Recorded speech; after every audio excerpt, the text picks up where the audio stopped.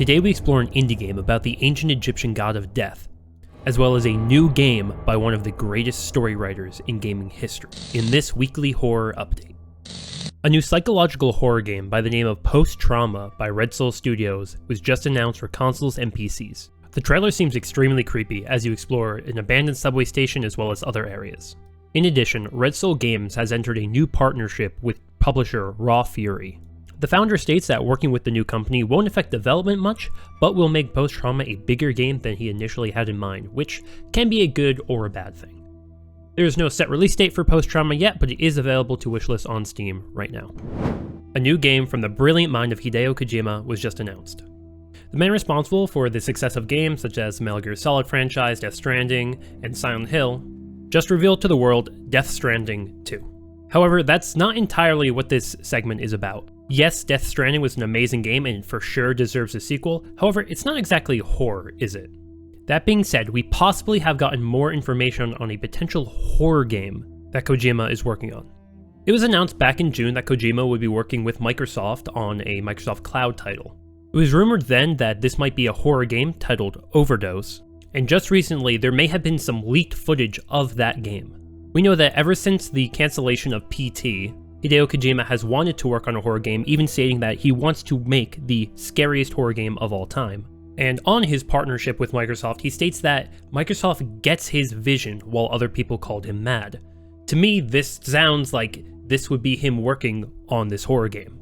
Just the thought of Hideo Kojima working on a true AAA horror game gets me so excited. While no one's even sure if the leaked footage is real, this is definitely a story I'm going to be tracking super closely for a long time. Right now I wish I had something more concrete for you guys, but unfortunately I don't at this time. For now, we just have Death Stranding 2 to look forward to.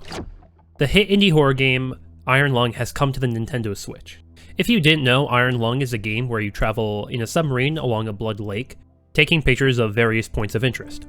The game had a lot of success and has now come to console. Now you may be asking, why is this news? And frankly, it's just because it's great for the indie community. I'm someone who absolutely loves indie horror games, and to see them get a lot of recognition and come to consoles nonetheless is really just awesome to see. And that news segues us perfectly into this week's indie horror game showcase. Like I said, indie games are probably my favorite part of the horror genre, so here are some really good ones that recently came out. First, we have Trials of Anubis by 22 Games. This is a horror game inspired by Egyptian mythology, where you've recently been risen from the dead. In this game, you wander around an ancient tomb solving puzzles in order to escape the god of death, Anubis. This game was made in only 3 weeks and honestly looks fantastic. Can't wait to give it a try. Next up, we have Alone Again by The Red Room. In this game, you are, well, alone, and you feel a dark presence slowly creeping in on you. This game has a really cool, grainy, like VHS aesthetic and a super creepy atmosphere. And next we have No Strings Attached by Z_Technician, the creator of The Man from the Window, which was another big indie horror game. In this you play as the proprietor of a hotel when you get a strange gift that has a clue in it. You have to solve this puzzle before time runs out and you get killed. Lastly, we have Driving Home. In this game, you're driving home when your car runs out of fuel, and you get stuck inside a forest with your phone not working. You have to wander around the forest searching for help, and of course, that doesn't go well, because why would it? If you guys want to see me play any of these games, definitely be sure to subscribe, because I'll be playing them all on Sunday in a live stream.